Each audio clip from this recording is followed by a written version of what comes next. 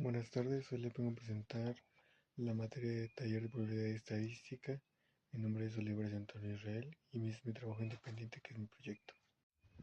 El contenido de mi trabajo es como hoja 1 la introducción, como hoja 2 la correlación de las progresiones, como hoja 3 y 4 son los ejemplos de progresiones, como hoja 5 es la conclusión y como hoja 6 es la bibliografía.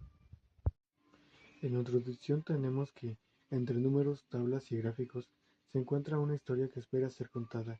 El taller de probabilidad estadística nos enseña a escuchar la voz de los datos, a descubrir patrones ocultos y a comprender la incertidumbre que acompaña a muchos fenómenos de la vida. Como exploradores del conocimiento aprendemos a observar, analizar y tomar decisiones basadas en evidencias, transformando simples cifras en información valiosa para entender nuestro entorno. Como correlación tenemos que cada progresión es un paso en el camino hacia una mejor comprensión de los datos y de la realidad. La progresión 5 nos invita a cuestionar y comprobar ideas mediante el contraste de hipótesis. La progresión 6 continúa el recorrido comparando grupos y observando si sus diferencias son reales o simplemente obra del azar. La progresión 7 nos muestra cómo dos variables pueden relacionarse entre sí, y la progresión 8 amplía la mirada hacia las variables categóricas, permitiéndonos descubrir si ciertos fenómenos están vinculados o si avanzan de manera independiente. Como ejemplos de la progresión 5 tenemos que si una empresa de refrescos quiere comprobar si el contenido promedio de sus botellas sigue siendo de 600.000 litros, el segundo ejemplo sería una escuela desea verificar si el promedio de calificación de sus estudiantes es igual a 8, que se suma con la media o el promedio. En un hospital se analiza si el tiempo promedio de atención a pacientes cumplía con el estándar establecido. Como progresión 6 ponemos tres ejemplos, que es comparar las calificaciones de dos grupos de estudiantes para saber si tienen el mismo rendimiento académico. Como segundo ejemplo tenemos comparar el tiempo de producción de dos máquinas para determinar cuál es más eficiente. Como ejemplo 3 tenemos analizar el peso promedio de plantas cultivadas con dos tipos diferentes de fertilizante.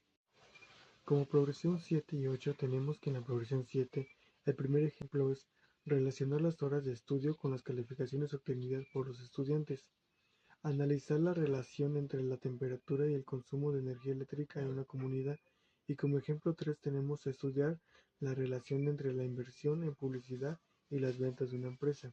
Como progresión 8 el primer ejemplo es determinar si existe relación entre el género y la preferencia por una red social. Como ejemplo 2 tenemos analizar si la elección de una carrera profesional depende del tipo de escuela de procedencia. Como ejemplo 3 tenemos investigar si existe relación entre practicar deporte y mantener hábitos alimenticios saludables. Como conclusión tenemos que el taller de probabilidad y estadística nos enseña que detrás de cada dato existe una historia, y detrás de cada decisión debe existir una razón.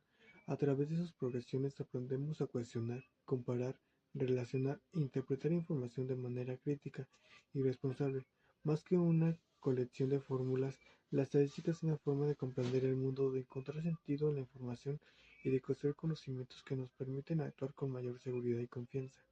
Como bibliografía tenemos que es Walpole.r.e, Myers.r.h, Myers.sl.y.k, Probabilidad y Estadística para Ingeniería y Ciencias, Pearson. Como segundo es Triola.m.m, Estadística.Pearson Education, Medegal.w.bear.r.j y bear.b.m, Introducción a la Probabilidad Estadística, Saint Learning. Secretaría de Educación Pública, SEP, Programa de Educación, Estudios de Probabilidad y Estadística para Educación Media Superior, Gobierno de México.